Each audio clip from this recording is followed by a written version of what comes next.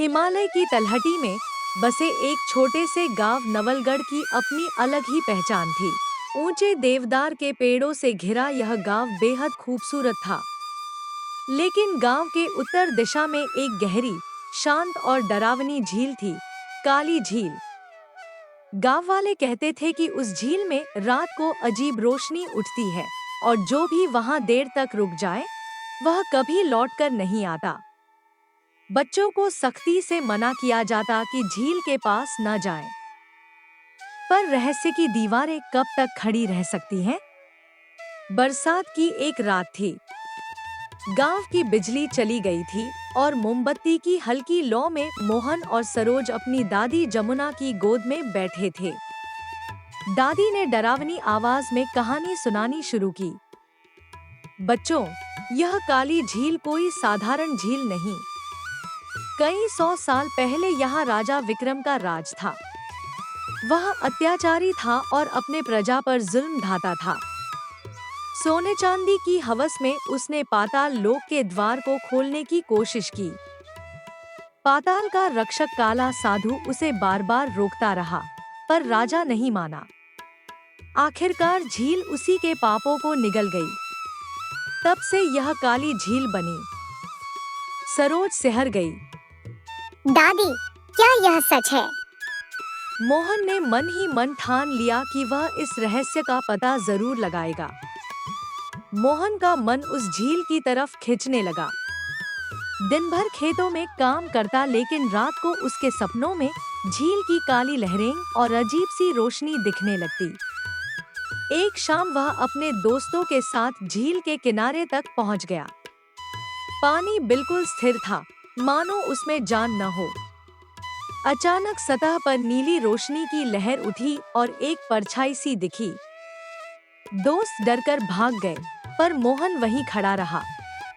उसकी आंखों में जिज्ञासा और गहराई थी। कुछ दिनों बाद मोहन फिर अकेले झील के पास गया। इस बार उसने देखा कि किनारे पर एक काला साधु बैठा है। लंबी जटाएं, शरीर पर भस्म और आंखों में अजीब चमक। तो तू आ ही गया बालक, मैं तेरा इंतजार कर रहा था। मोहन डरते हुए बोला। आप कौन हैं? साधु बोला। मैं पाताल का रक्षक हूँ। तेरी आत्मा बेचैन है और तुझे सच जानना ही होगा। पर याद रखना, सच की कीमत बड़ी होती है। क्या तू तैयार है? मोहन ने बिना झिझके हाँ कर दी। साधु ने मंत्र पढ़ा और झील की सतह फटने लगी। बीचों बीच एक चमकदार द्वार खुला। मोहन ने डरते डरते अंदर कदम रखा। अंदर एक अद्भुत लोक था, सुनहरी गुफाएं, चमकदार रत्न और बहती जलधाराएं। लेकिन वहां का वातावरण भारी और डरावना था। साधु बोला। यही पाताल लोक का द्वार है जहाँ राजा विक्रम ने घुसने की कोशिश की थी। मोहन ने पूछा। वह अब कहाँ है? साधु की आंखों में चमक आई। उसकी आत्मा आज भी यहीं कैद है। अचानक मोहन ने देखा कि गुफा के कोने में जंजीरों से बंधी एक परछाई खड़ी है। वह गरजती आवाज में बोली, मुझे आजाद कर दो।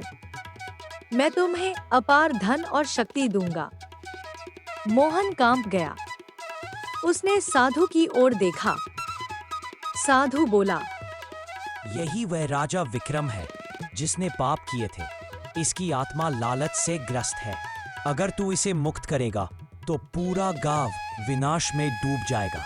मोहन समझ गया कि यह लालच की परीक्षा है। उसने राजा की बातों को अनसुना कर दिया। साधु ने मोहन से कहा, बेटा, तूने लालच का जाल तोड़ दिया। यही इस झील का रहस्य है। झील दरअसल पाप और मोह का दर्पण है। जो इसके पास लालच लेकर आता है वह समा जाता है, लेकिन जो इंसानियत और साहस लेकर आता है उसे सच मिल जाता है। मोहन की आंखों से आंसू बह निकले। उसने प्रण किया कि अब कभी धन या शक्ति के पीछे नहीं भागेगा। वह गांव लौटकर लोगों को यह सच बताएगा। मोहन जब गांव लौटा तो उसके चेहरे पर अद्भुत शांति थी। उसने सबको काली झील का सच बताया। यह झील हमें सिखाती है कि लालच मनुष्य को निगल जाता है। सच्ची शक्ति इंसानियत और त्याग में है। गांव वाले पहले तो हैरान हुए, लेकिन धीरे धीरे उन्होंने उसकी बातों पर विश्वास करना शुरू कर दिया। सरोज ने भाई को गले लगाते हुए कहा, मोहन, तुम सचमुच हमारे गांव के रक्षक हो। काली झील आज भी वैसी ही है, गहरी, शांत और डरावनी।